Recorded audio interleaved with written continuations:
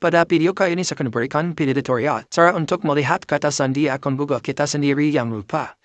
Jadi jika kalian lupa dengan kata sandi akun Google kalian, silakan kalian tonton video ini sampai selesai dan jangan di-skip. Untuk langkah yang pertama, kita masuk ke bagian menu setelan. Kemudian kita pilih di bagian Google. Kemudian berikutnya kita pilih di bagian semua layanan. Kita pilih di bagian isi otomatis. Kemudian kita pilih di bagian isi otomatis dengan Google. Lanjut kita masuk ke bagian menu pengelola sandi Google. Maka di sini akan ditampilkan semua akun-akun yang terdapat di HP kita. Kemudian untuk langkah berikutnya karena kita ingin melihat untuk kata sandi Google, kita pilih di bagian google.com ini. Kemudian kita akan diminta untuk verifikasi kunci layar di HP kita.